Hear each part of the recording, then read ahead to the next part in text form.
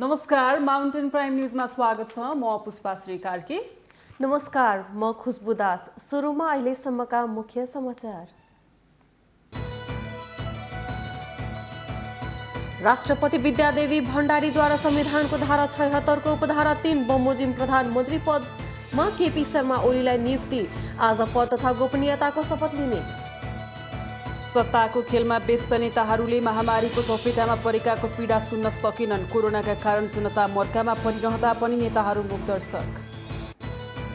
नेकपा एमालेका अध्यक्ष केपी शर्मा ओलीले र नेता माधव कुमार नेपाल बीचको भेट वार्ता सहमति नजिक। विवाद समाधानका लागि कार्यदल बनाएर अघि बढ्न दुवै नेता सहमत।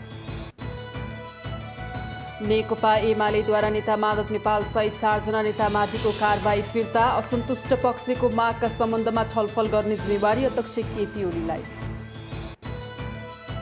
बाँकेस्थित नेपाल भारत सिमानाका जमुनामा उच्च सतर्कता। अझै पनि आवत जावत कम नहुँदा कोरोना संक्रमणको जोखिम भने कम हुन सकेन। कोरोना खोपको उत्पादन दोब्बर गर्नुपर्नेमा राष्ट्रसङ्घका महासचिव एन्टोनियो गुटेरेसको भनाई। विश्वका सबै नागरिकलाई कोरोना खोप लगाउने लक्ष्य हुनुपर्नेमा जोड। र Kathmandu Rayzrs Nepal super league NSL फुटबलको फाइनलमा प्रवेश। क्वालिफायरमा काठमाडौँसँग ललितपुर सिटी एफसी 3-0 गोल अन्तरले पराजित।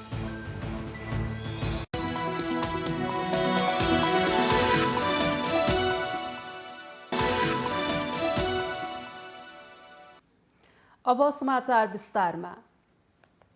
राष्ट्रपति विद्यादेवी भण्डारीले नेपालको प्रधानमन्त्री पदमा केपी शर्मा ओलीलाई नियुक्त गर्नुभएको छ। राष्ट्रपति भण्डारीले एमाले संसदीय दलका नेता ओलीलाई प्रतिनिधि सभामा सबैभन्दा ठूलो दलको नेताका हैसियतमा प्रधानमन्त्रीमा नियुक्त गर्नुभएको हो। त्यसअघि संविधानको धारा 76 को उपधारा 2 अनुसार 2 वा 2 भन्दा बढी दलहरूले समर्थनमा बहुमत प्राप्त गर्ने सदस्यलाई प्रधानमन्त्रीमा दाबी पेश गर्न समय दिएकामा निर्धारित समय बिहिबार राति 9 बजेसम्म कसैले पनि त्यस्तो दाबी पेश गर्न नसकेको राष्ट्रपति कार्यालयले जनाएको थियो।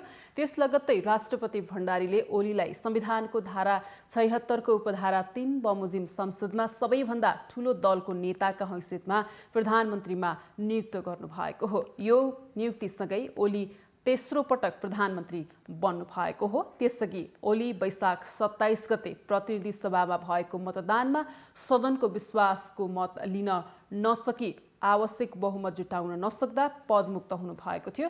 नवनियुक्त प्रधानमन्त्री ओलीले आज दिउँसो पद तथा गोपनीयताको शपथ लिनुहुने बताइएको छ।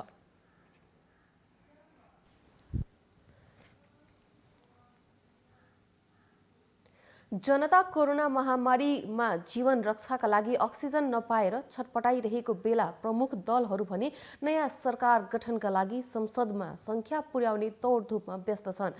जनताले दलका नेताहरूले गरेका हरेक राजनीतिक परिवर्तनको लडाईँमा साथ दिए तर विडम्बना भन्नुपर्छ जनता अहिले कोरोनासँगको लडाईँमा जुधिरहेका छन्। जनताको यो लडाईँमा भने नेताहरूले साथ दिन सकिरहेका छैनन्। सत्ताको खेलमा व्यस्त ठूला दलका ठूला नेताहरूको कानले कोरोनामा ज्यान गुमाइरहेका आफन्तको पीडा सुन्न सकिरहेको छैन। तर तिनै नेताहरूको आँखाले सिंहदरबारको कुर्सी देखिरहेका छन्। एक रिपोर्ट। नेपाली जनता प्रजातन्त्रका लागि पञ्चायत विरुद्ध लडे, राजा विरुद्ध लडे। विभिन्न समयमा भएको जनआन्दोलनमा नेताहरूलाई साथ दिए र शासकीय स्वरूप फेरियो। नयाँ संविधान, नयाँ नियम कानून लागू भए। राजनैतिक व्यवस्था फेरियो र विधिको शासनको अपेक्षा सबैले गरे। व्यक्तिवादी निरङ्कुश शासन मौलाउँदै जाँदा राजनीतिक दलहरूको लडाईँमा साथ दिएका जनताले लोकतन्त्र आएपछि पनि नेताहरू निर्मम नै हुनेछन् भन्ने सोचेका पनि थिएनन्। तर जनताको सोचाइ मिलेन।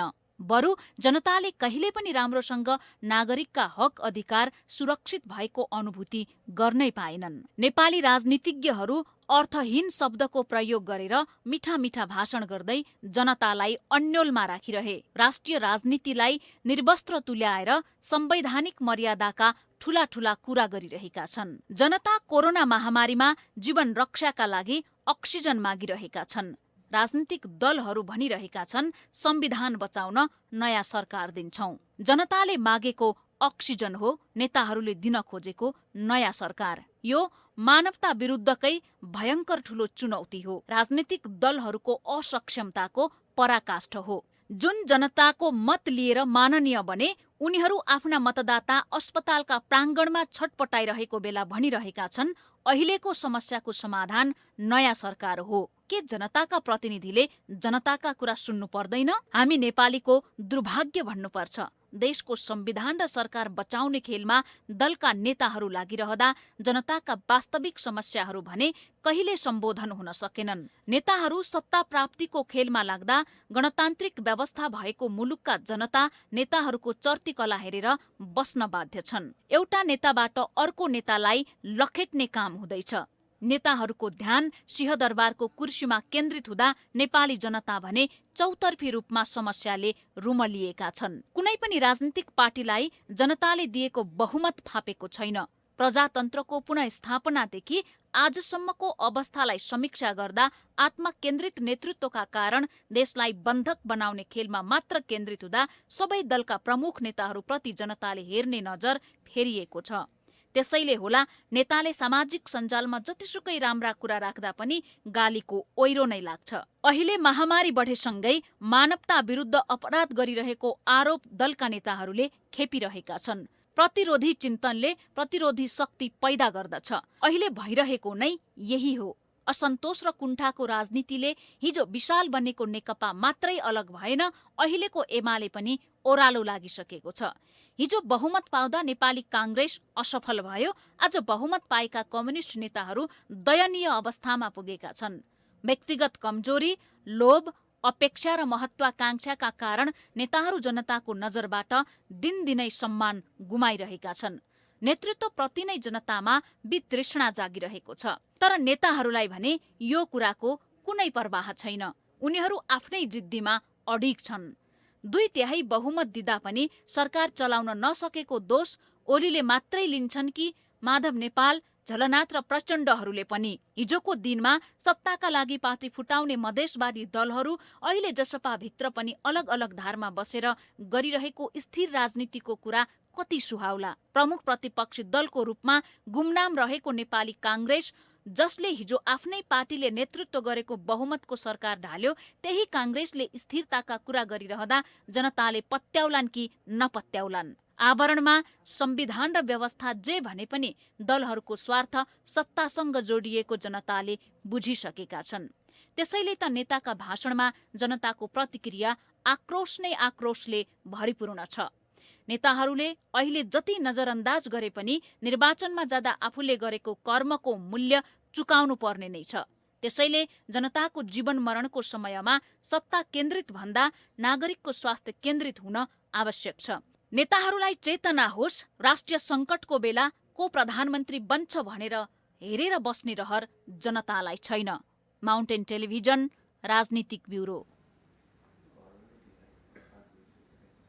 नेकपा एमाले पार्टीभित्रको आन्तरिक विवाद मिलाउन कार्यदल गठन गर्ने भएको छ। पार्टी अध्यक्ष एवं प्रधानमन्त्री केपी शर्मा ओली र नेता माधव कुमार नेपाल बीच बिहिबार भएको भेटघाटमा पार्टीभित्रको अन्तर्विरोधमा समाधान खोज्न कार्यदल गठन गर्ने सहमति भएको हो।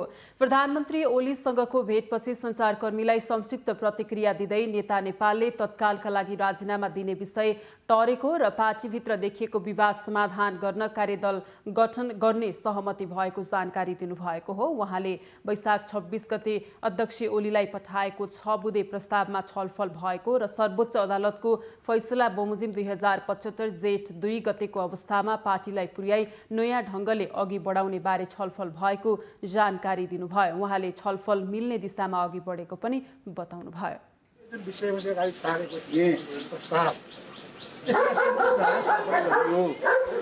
छलफल गरिसकेपछि फागुन 28 गतेको निर्णय फिर्ता गर्ने, त्यस पश्चात भएका निर्णयहरू र सर्वोच्चको फैसला बमोजिम जेठ 2 गतेको अवस्थामा पुर्याउने र पार्टीलाई नयाँ ढङ्गले अघि बढाउनका लागि हामीले कुन तरिका अवलम्बन गर्ने हो भन्ने बारेमा छलफल जारी राख्ने कुरा भएको छ। कुरा जारी छ र अब विभिन्न तहमा कुराकानीहरू अगाडि बढ्ने। बिहिबार बिहान बसेको नेकपा एमाले स्थायी समिति बैठकले राष्ट्रिय राजनीतिमा र पार्टीभित्र महत्त्व राख्ने सम्पूर्ण विषयको निर्णय गर्ने अधिकार अध्यक्ष ओलीलाई दिएको थियो। साथै अन्तर्पार्टी एकता र सुदृढीकरणका लागि आवश्यक निर्णय गर्ने अधिकार पनि अध्यक्ष ओलीलाई नै दिएको थियो। सोही बैठकले नेता नेपाल सहित 4 जना नेतामाथि लगाइएको निलम्बन पनि फुकुवा गरेको थियो।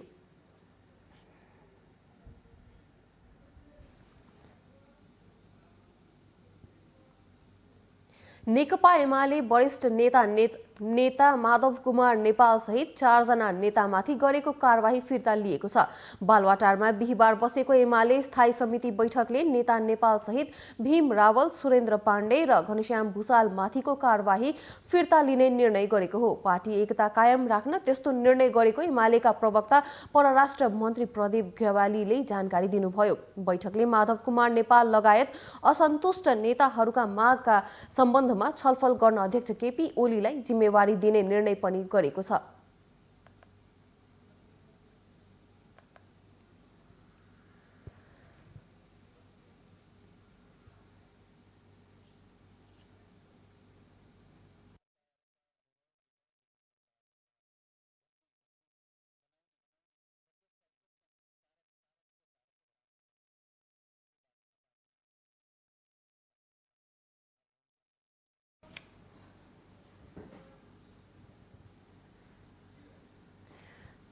माउन्टेन प्राइम न्यूजमा पालो भएको छ विश्रामको।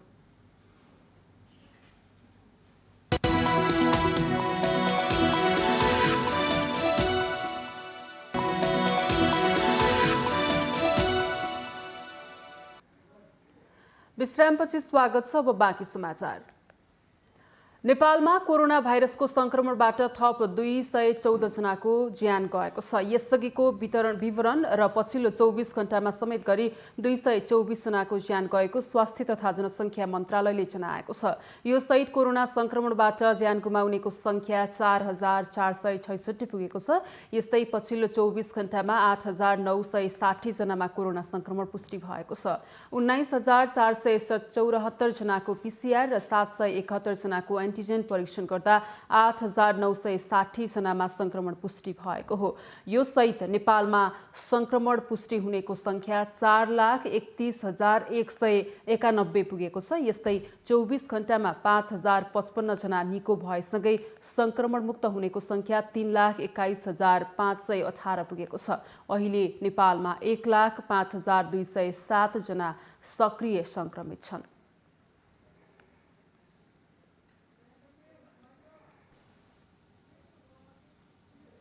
काठमाडौँ उपत्यकामा बिहिबारबाट जेठ 13 गतेसम्म थपिएको निषेधाज्ञा लागू भएको छ। कोरोना जोखिम बढ्दै गएपछि यही वैशाख 16 गतेदेखि उपत्यकामा जारी निषेधाज्ञा तेस्रो पटक थप गरेर जेठ 13 गतेसम्म लम्ब्याएको हो। यस अवधिमा अत्यावश्यक सेवा बाहेकका कार्यालयहरू पनि बन्द गरिएको छ। औषधि, खाद्यान्न तथा अन्य अत्यावश्यक उपभोग्य वस्तु वा सेवा खरिदका लागि तथा अत्यावश्यक सेवा लिनुपर्दा बाहेक कुनै पनि व्यक्ति घर बाहिर निस्किन रोक लगाइएको छ। अत्यावश्यक सेवाको कार्यालय बाहेक जिल्ला स्थित अन्य सबै कार्यालय आजदेखि बन्द गराउन आदेश जारी गरिएको छ। अत्यावश्यक सेवाका कार्यालयलाई सेवा प्रवाहमा कुनै व्यवधान आउन नदिई न्यूनतम जनशक्तिमा काम गर्न भनिएको छ। यसपालि निषेधाज्ञामा बिहान 10 बजेसम्म अत्यावश्यक खाद्य सामग्रीका पसल, व्यवसाय र डिपार्टमेन्टल स्टोर मात्र खुला हुनेछन्। मानिसका भिडभाड हुने सबै गतिविधिमा रोक लगाइएको छ। विवाह, व्रतबन्ध, होटल तथा पार्टी प्यालेसमा गर्न रोक लगाइएको छ। घरमै उक्त कार्य गर्दा 10 जना भन्दा बढी उपस्थित हुन नपाइने आदेशमा भनिएको छ। यसअघि तोकिएको निषेधाज्ञाको समयावधि बुधबार राति 12 बजे सकिएकोले थप 2 हप्ता निषेधाज्ञा जारी गरिएको हो। काठमाडौँ उपत्यकामा वैशाख 16 गतेदेखि निषेधाज्ञाको आदेश जारी भएको थियो। त्यसपछि वैशाख 22 गते पुनः एक साता थप गरिएको थियो। निषेधाज्ञा जारी रहेकै समयमा कोरोना संक्रमणको दर नघटेपछि पुनः 2 साता थप गरिएको हो।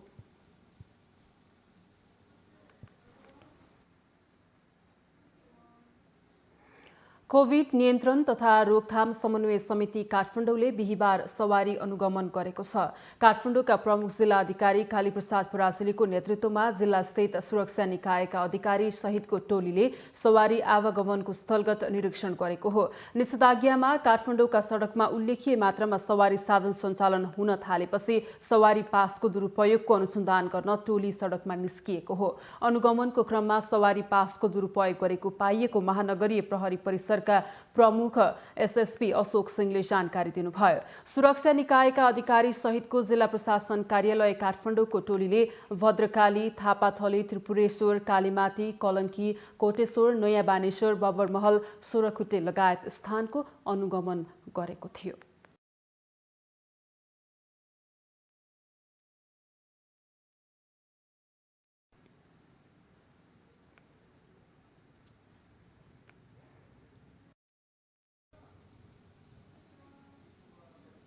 कोरोना संक्रमितहरूको संख्या बढ्न थालेपछि काठमाडौँ महानगरपालिकाले बिहिबारदेखि पीसीआरका लागि स्वाब संकलन गर्ने काम सुरु गरेको छ। दोस्रो लहरमा लक्षणसहितका संक्रमितको संख्या बढेको र जटिल किसिमका लक्षण पनि देखिन थालेपछि महानगरले जनशक्ति थप गरेर पीसीआरका लागि स्वाब संकलन बिहिबारदेखि फेरि सुरु गरेको हो।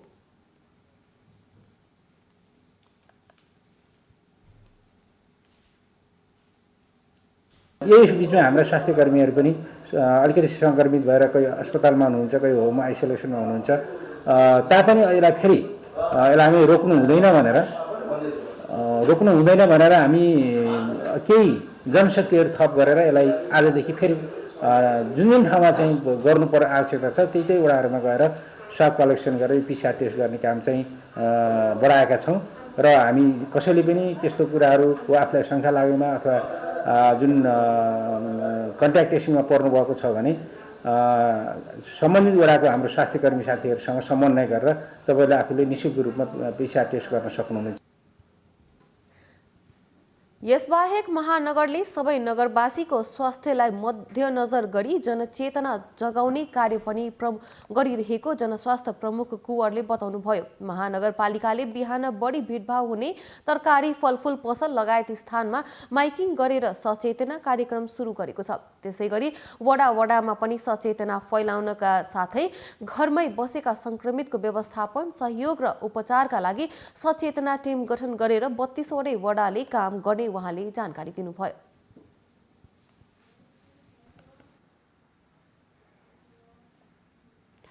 कोभिड-19 संकट व्यवस्थापन सञ्चालन केन्द्र सीसीएमसीले अक्सिजनको वितरणलाई समानुपातिक र न्यायपूर्ण बनाउन मेडिकल अक्सिजन वितरण कार्यविधि 2078 ल्याएको छ। कोरोना संक्रमितको संख्या बढेसँगै अधिकांश बिरामीलाई आवश्यक अक्सिजन अभावमा कोरोना संक्रमितको मृत्युदर बढ्न थालेपछि सीसीएमसीले अक्सिजन वितरण कार्यविधि 2078 ल्याएको हो। केही दिनदेखि कोरोना संक्रमितहरू बढेसँगै अक्सिजनको अभावको भयावह स्थिति आइरहेको समाचारहरू सार्वजनिक भइरहेका छन्। अक्सिजन अभावमा संक्रमितहरू मृत्युवरण गर्न बाध्य भइरहेको अवस्थामा अस्पतालहरूले समेत अक्सिजनको अभावमा थप बिरामी भर्ना नगर्ने स्पष्ट गरेपछि स्थिति भयावह भएको हो। अक्सिजनको व्यवस्थापनका लागि सरकारले विभिन्न उपायहरू अपनाइरहेको छ। स्वास्थ्य मन्त्रालयले अक्सिजन उत्पादक कम्पनीहरूलाई मन्त्रालयको सिफारिस बिना अक्सिजन सिलिन्डर बेच्न नदिने, अक्सिजन उद्योगमा विद्युत आपूर्ति निरन्तर गर्ने, विद्युत प्राधिकरणलाई निर्देशन लगायत अक्सिजनको समानुपातिक र न्यायपूर्ण बनाउन मेडिकल अक्सिजन वितरण कार्यविधि 2078 ल्याएको छ। अक्सिजन वितरण कार्यविधि 2078 को पूर्ण रूपमा पालना भए अक्सिजनको समस्या समाधान हुने कोभिड-19 संकट व्यवस्थापन सञ्चालन केन्द्रका सचिव खगराज बरालको दाबी छ। बिरामीलाई एउटा सिलिन्डर मात्र होइन, कहिलेकाहीँ सिरियस खालको हाई फ्लो अक्सिजन दिनुपर्ने हाई डिपेन्डेन्सी युमा रहेको बिरामीको लागि धेरै नै अक्सिजनको आवश्यकता पर्दछ। 2, 3, 4, 5 सिलिन्डर पनि आवश्यकता स्थितिमा अहिले हाम्रो अस्पतालहरू यसमा एकदमै छडपडिरहेका छन् र अक्सिजनको माग बढिरहेको छ। सीसीएमसीले बाँचौं र बचाउँ भन्ने मूल आशयसहित अक्सिजनको आपूर्ति, ढुवानी, प्रयोग र उपयोगमा सहयोग गर्न पनि सबैलाई आग्रह गरेको छ। सीसीएमसीले काठमाडौँ उपत्यका र काभ्रेका उद्योग समेतमा गरी दैनिक 7,200 सिलिन्डर उत्पादन रहेको बताएको छ। यस्तो अवस्थामा निजी अस्पतालहरूमा कार्यरत चिकित्सकहरूले भने यो कार्यविधिले मात्रै कोरोना उपचारमा सहयोग नपुग्ने हुनाले सरकारले देशभर अक्सिजनको मात्रा पुर्याउनु पर्ने बताइरहेका छन्। मलाई लाग्छ अब अहिले चाहिँ यो समयमा चाहिँ हामीले चाहिँ अक्सिजनको लिमिटेसन चाहिँ राख्नु हुँदैन भइरहेको हुन्छ। अहिले त कस्तो स्थिति छ भने चाहिँ अस्पतालको बेडभन्दा म्याक्सिमम धेरैलाई नै लिइरहेको छौँ हामीहरूले। त्यही भएर चाहिँ यो अक्सिजनको चाहिँ लिमिटेसन नराखेर बरु जति चाहिन्छ त्यति चाहिँ जति सकिन्छ छिटो मिलाउने चाहिँ व्यवस्था चाहिँ गर्दा अझै राम्रो हुन्छ।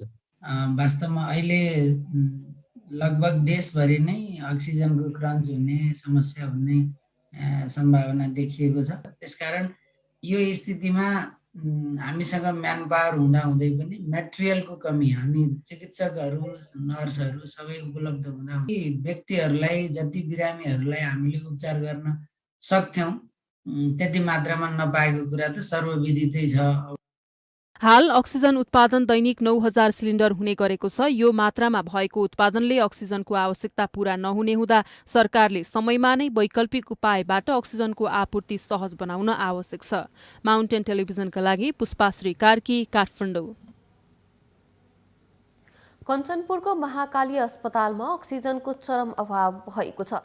यही अवस्था जारी रहने र अक्सिजन आपूर्ति सहज नभई अकल्पनीय घटना घट्न सक्ने अस्पतालले स्पष्ट गरेको छ।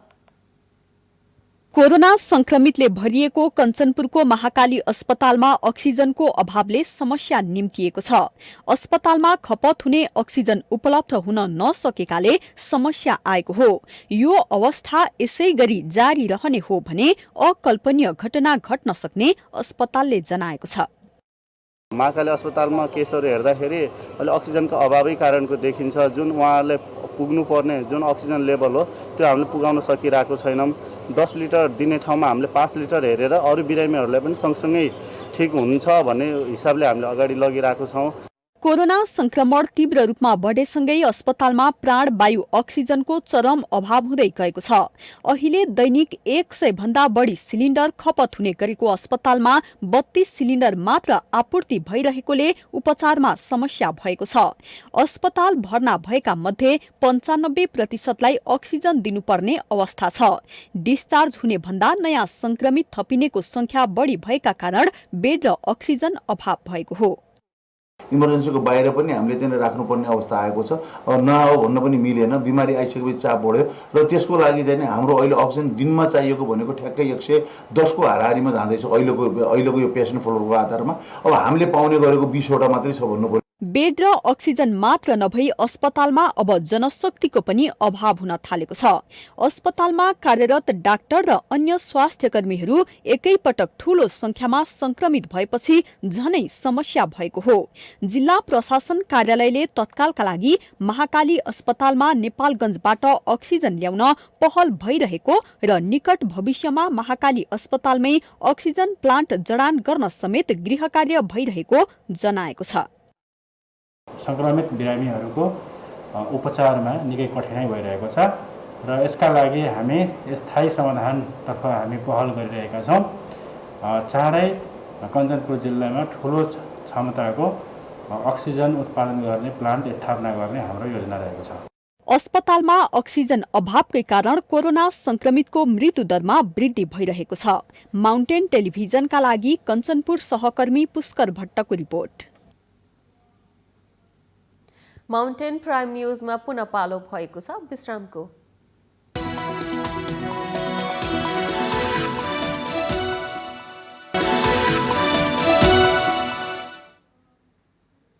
विश्रामपछि स्वागत छ। अब बाँकी समाचार। स्वास्थ्य तथा जनसङ्ख्या मन्त्रालयले निजी अस्पतालहरूलाई 15 दिनभित्र अक्सिजन प्लान्ट जडान गर्न अनुरोध गरेको छ। मन्त्रालयले बिहिबार सूचना जारी गर्दै 100 बेडभन्दा माथिका निजी अस्पतालहरूलाई बिहिबारकै मितिबाट 15 दिनभित्र प्लान्ट जडान गरी मन्त्रालयमा जानकारी गराउन सूचित गरेको हो। प्लान्ट स्थापनाका लागि आवश्यक सामग्री आयातमा भन्सार छुट हुने पनि मन्त्रालयले जनाएको छ।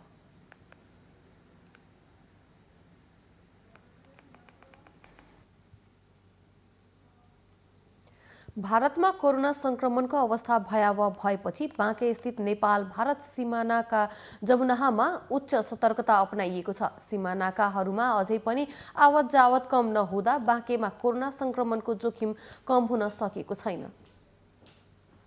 बाँकेको नेपाल भारत सिमानाका जमुनाहामा आवत जावत कम नहुँदा कोरोना संक्रमणको जोखिम कम हुन सकेको छैन। जोखिम कम गर्न नेपाल प्रवेश गर्नेहरूको चेक जाँच गर्ने र ज्वरो देखिएमा तत्काल पीसीआर तथा एन्टिजेन परीक्षण गर्ने व्यवस्था नेपालगञ्ज उपमहानगरपालिकाले गरेको छ। जमुनाहा नाकामा भारतबाट नेपाल आउनेहरूको स्वास्थ्य जाँच सुरु गरेर मात्र सम्बन्धित स्थानमा पठाउने व्यवस्था मिलाइएको छ।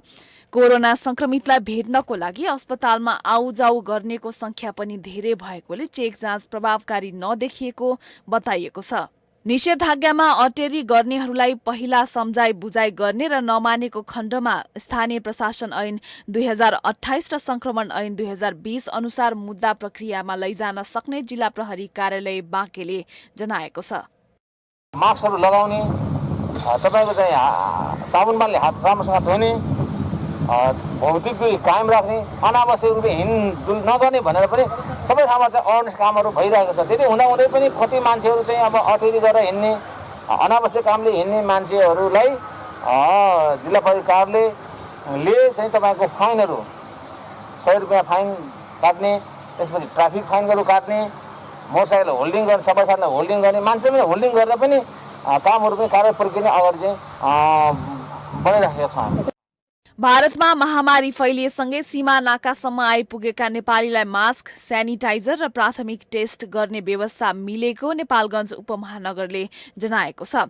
साथै एन्टिजेन टेस्ट गर्ने र नेपालगञ्ज उपमहानगरपालिकाले बनाएको कोभिड होल्डिङ सेन्टरमा लगेर संक्रमित भएकाहरूलाई उपमहानगरपालिकाको आइसोलेसन केन्द्रमा पठाउने र संक्रमित नभएकाहरूलाई सम्बन्धित ठाउँमा पठाउने व्यवस्था मिलाइएको छ। एन्टिजेन टेस्ट गर्छौं र जो संक्रमित छन् तिनीहरूलाई नेपालगञ्ज उपमहानगरपालिकाले बनाएको कोभिड होल्डिङ सेन्टरमा लग्छौं। त्यहाँ एउटा जिल्लाको 4-5 जना भइसकेपछि युनिसेफले हामीलाई सहयोग गरेको छ। गाडी हामीले मिलाएर, युनिसेफले गाडी मिलाएर आफ्नो सम्बन्धित जिल्लामा आफ्नो घरमा गएर होम आइसोलेसन गर्नको लागि पठाउँछौं र जो संक्रमित छैन त्यही बस लागेका छन्, विभिन्न जिल्लाको बस चढेर त्यहाँबाट भन्सारबाट आफ्नो जिल्ला जान्छ। महामारीको जोखिम न्यूनीकरणका लागि सीमा नाकामा उच्च सतर्कता अपनाई चेक जाँचमा कडाई गरिएको भनिए पनि पूर्ण रूपमा कडाई नभएको स्थानीयले बताएका छन्। माउन्टेन टेलिभिजनका लागि बाँके सहकर्मी रविन्द्र घिमिरेको रिपोर्ट। बारामा गत वर्ष गुणस्तरहीन दाल राहतमा वितरण गरेको अभियोगमा पक्राउ परेकाहरूलाई कारवाही नभएको भन्दै स्थानीयले विरोध गरेका छन्। पक्राउ परेकालाई कारवाही गर्न पटक पटक जिल्ला प्रशासन कार्यालयमा विज्ञप्ति पत्र बुझाए पनि सुनवाई नभएको भन्दै स्थानीयले विरोध गरेका हुन्। कलैया उपमहानगरपालिकाका नगर प्रमुख राजेश राय यादव र कलैया नगरपालिका 8 का 8 जना वडा अध्यक्ष सहित पक्राउ परेका 13 जना गत वैशाख 10 गते नै धरौटी बुझाएर छुटेका छन्। जिल्ला प्रशासन कार्यालय बाराले माग गरेको 2,81,000 रुपैयाँ धरौटी बुझाएर उनीहरू तारिखमा रिहा भएका हुन्। हामीले चाहिँ 13 जना व्यक्तिहरू विरुद्ध चाहिँ मुद्दा दर्ता गरेका थियौँ। 13 जना मेरो साथ लगायत 13 जना हुन्थ्यो। वडा अध्यक्षजी, कर्मचारीहरू सहित गरेर चाहिँ 13 जना हुनुहुन्थ्यो। 13 जनामध्ये 11 जना मान्छे तत्काल पक्राउ गर्नुभएको थियो, 2 जना फरार हुनुहुन्थ्यो। त्यो समेतको अनुसन्धान सम्पन्न गरेर हामीको मुद्दा चाहिँ 4 गते दर्ता भएको थियो। 4 गते दर्ता भएको थियो। त्यसपछि हामीले यसलाई 10 गते सबै चाहिँ अनुसन्धान पुरा गरेर 10 गते हामीले सरकार वकिल मार्फत चाहिँ जिल्ला प्रशासन कार्यालय मुद्दा पेश गरिसकेका छौँ। जिल्ला प्रशासन कार्यालय बाराले भने केही प्रक्रियाहरू अझै बाँकी रहेको र प्रक्रिया पूरा भएपछि मात्रै तथ्य र प्रमाणका आधारमा निर्णय गरिने जनाएको छ।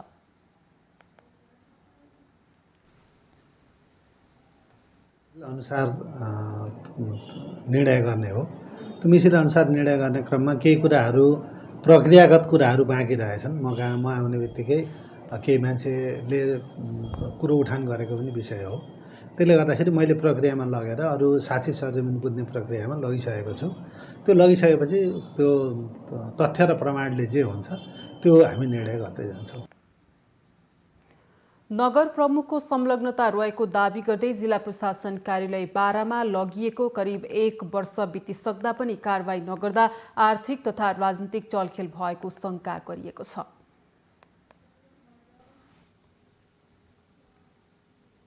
कोरोना महामारीले विश्व नै आक्रान्त भएको अवस्थामा बाँकेको नेपालगञ्जमा भने यसको औषधिमा समेत कालोबाजारी भइरहेको पाइएको छ। बाँकेको नेपालगञ्जमा सडकमै कोरोना उपचारमा प्रयोग हुने औषधि रेमडेसिभिरको अवैध कारोबार भइरहेको पाइएको हो। बाँकेको नेपालगञ्जमा कोरोना संक्रमणको उपचारमा प्रयोग गरिने रेमडेसिभिरको अवैध कारोबार भइरहेको पाइएको छ। सडकमै रेमडेसिभिरको अवैध कारोबार गर्दा गर्दै प्रहरीले 2 जनालाई रंगे हात पक्राउ गरिसकेको छ। रेमडेसिभिर कालोबजारी गरेको अभियोगमा नेपालगञ्जबाट पक्राउ परेका 2 जनाको बयानका आधारमा भेरी अस्पतालको अस्पताल फार्मेसीलाई रेमडेसिभिर बिक्री गर्न प्रहरीले रोक लगाएको छ। पक्राउ परेका ती 2 युवालाई आवश्यक अनुसन्धानका लागि जिल्ला प्रहरी कार्यालय बाँकेको हिरासतमा राखिएको छ। जिल्ला प्रहरी कार्यालय बाँकेले पक्राउ परेकाहरूबाट रेमडेसिभिर कहाँबाट कसरी ल्याएको र कति बिक्री गरे भन्ने अनुसन्धान गरिरहेको छ।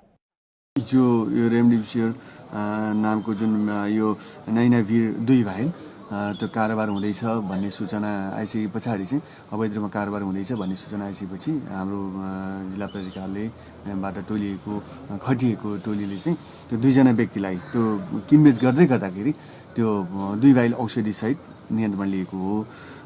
2 जना यो यही बाँकेका 2 जना व्यक्ति सहित नियन्त्रणमा लिएर अहिले आवश्यक थप अनुसन्धान भइरहेको अवस्था छ। भेरी अस्पतालले भने कालो बजारी गर्दा गर्दै रंगेहात पक्राउ परेकाहरूको बयानको खण्डन गरेको छ। बाहिर कालोबजारी गरेको भनौँ न गर्ने 2 जना व्यक्तिहरू चाहिँ फेला परेको हुन् हैन। तिनीहरूलाई चाहिँ अब ल्याएर उनीहरूले अब आफ्नो अन्दाजी भरमा अस्पतालबाट ल्यायौँ भनेर भनिसकेपछि पछि लिएर भनौँ न हाम्रो फार्मेसीमा काम गर्ने मान्छेहरूलाई देखाउँदाखेरि उनीहरूले कहीँ पनि चिन्न सकेन। कोरोना महामारीले भयावह रूप लिएको अहिलेको अवस्थामा धेरै माग भएको रेमडेसिभिर कालो बजारी भइरहेको उपमहानगरले पनि स्वीकार गरेको छ।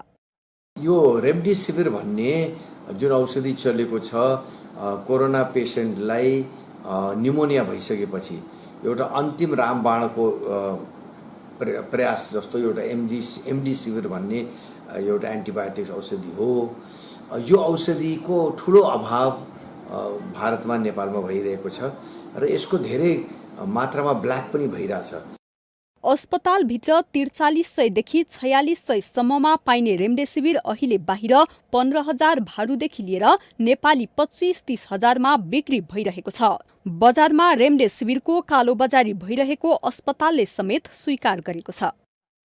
मैले पनि सुनिरहेको छु कि हामीले यहाँ 4300-4600 मा दिने रेमडेसिभिर अहिले 15,000 आइसीदेखि लिएर 25,000 नेपाली 30,000 नेपाली सम्ममा मान्छेहरूले खरिद गर्न बाध्य भइरहेछन् भन्ने हामी सुनेका छौँ। र यो कालाबजारी गर्ने कुन व्यापारीले कालोबजारी गरिरहेको छ भन्ने कुरामा यहाँका नागरिक उपभोक्ता मञ्चहरू, यहाँको प्रशासन, यहाँको प्रहरीले गर्ने काम कसले कहाँ गरेर रेमडेसिभिरको कालो बजारीलाई नियन्त्रण गरेर सहज उपलब्ध गराउन सम्बन्धित निकाय गम्भीर हुनुपर्दछ।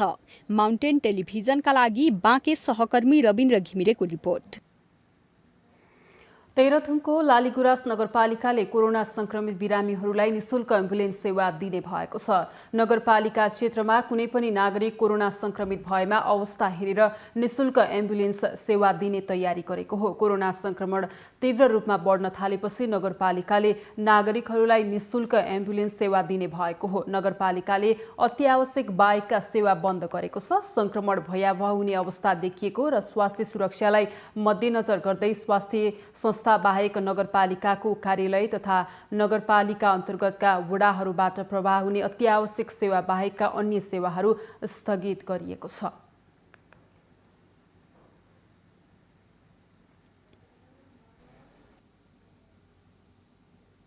धुलीखेल नगरपालिकाले कोरोना संक्रमणको जोखिम रहुन्जेल होटल व्यवसायीले तिर्नुपर्ने व्यवसायिक कर मिनाहा गर्ने भएको छ।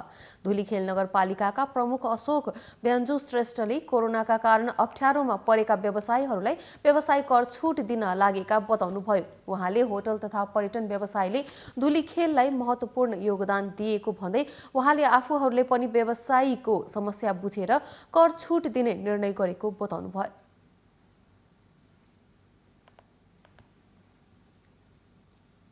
कोभिडको समस्या आइसकेपछि यहाँको होटल व्यवसायलाई समस्या भयो अनि हामीले अहिले गत साल जति बेलासम्म कोभिडको समस्या भयो त्यति बेलासम्मको व्यवसाय कर चाहिँ हामीले मिना गरिदियौँ अनि सबै हाम्रो चाहिँ होटलहरूले चाहिँ उनीहरूलाई परेको अरू भौतिक समस्याहरूमा पनि हामीले हल गरिदियौँ र पछिल्लो पटक आएर चाहिँ अहिले पनि हामी यो जुन समस्या आइरहेको छ त्यसलाई चाहिँ व्यवस्थित गर्नका लागि होटल व्यवसायीहरूसँग हामीले छलफल गरेका छौँ। धुलीखेल नगरपालिका क्षेत्रमा सामान्यदेखि विश्वस्तरीय होटलहरू सञ्चालनमा छन्। स्वच्छ वातावरण, हिमालको मनोरम दृश्य देख्न सकिने भएकोले सप्ताहन्तमा आराम गर्न जानेहरूको लागि धुलीखेल परिचित छ। धुलीखेल नगरपालिकाले अघिल्लो वर्ष पनि होटल व्यवसाय चल्न नसकेको भन्दै बन्दाबन्दीको अवधिको व्यवसाय कर मिनाहा गरेको थियो। हामीसँग आर्थिक अन्तर्राष्ट्रिय र खेल समाचार बाँकी नै छन्। माउन्टेन प्राइम न्युजमा फेरि पालो भएको छ अर्को विश्रामको।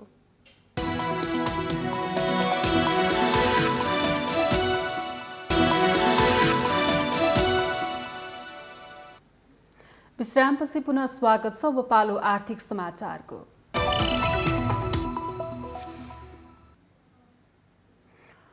कोरोना सुरक्षा मापदण्ड कडाइका साथ पालना गर्न नेपाल धितोपत्र बोर्डले शेयर ब्रोकर कम्पनी तथा मर्चेन्ट ब्याङ्कहरूलाई निर्देशन दिएको छ। बोर्डले बिहीबार एक निर्देशन जारी गर्दै कर्मचारीहरूलाई वर्क फ्रम होममा लगाउन र सिस्टम चलाउनका लागि बढीमा 3 जना मात्रै कर्मचारी कार्यालयमा खटाउन निर्देशन दिएको छ। कोरोना महामारीका कारण समस्यामा परेका साना लगानीकर्ताहरूलाई शेयर बिक्री गरेको रकम उनीहरूको माग बमोजिम आवश्यकता अनुसारको रकम सम्भव भएसम्म तत्कालै उपलब्ध गराउन समेत ब्रोकरलाई बोर्डले निर्देशन दिएको छ।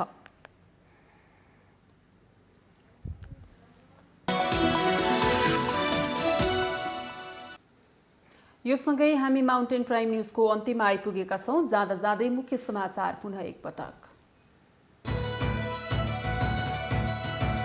राष्ट्रपति विद्यादेवी भण्डारीद्वारा संविधानको धारा 76 को उपधारा 3 बमोजिम प्रधानमन्त्री पदमा केपी शर्मा ओलीलाई नियुक्त। आज पद तथा गोपनीयताको शपथ लिने। सत्ताको खेलमा व्यस्त नेताहरूले महामारीको चपेटामा परेको पीडा सुन्न सकेनन्। कोरोनाका कारण जनता मर्कामा परिरहँदा पनि नेताहरू मुखदर्शक।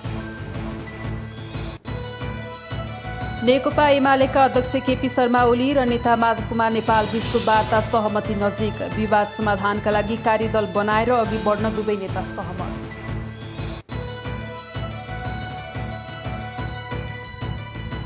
नेकपा एमालेद्वारा नेता माधव नेपाल सहित 4 जना नेतामाथिको कारबाही फिर्ता। असन्तुष्ट पक्षको मागका सम्बन्धमा छलफल गर्ने जिम्मेवारी अध्यक्ष केपी ओलीलाई। बाँके स्थित नेपाल भारत सीमाका जमुनान उच्च सतर्कता। अझै पनि आवतजावत कम नहुँदा कोरोना संक्रमितको जोखिम भने कम हुन सकेन। कोरोना खोपको उत्पादन दोब्बर गर्नुपर्नेमा राष्ट्रसङ्घका महासचिव एन्टोनियो गुटेरेसको भनाई। विश्वका सबै नागरिकलाई कोरोना खोप लगाउने लक्ष्य हुनुपर्नेमा जोड। र Kathmandu Rayzrs Nepal super league NSL फुटबलको फाइनलमा प्रवेश। क्वालिफायरमा काठमाडौँसँग ललितपुर सिटी एफसी 3-0 गोल अन्तरले पराजित।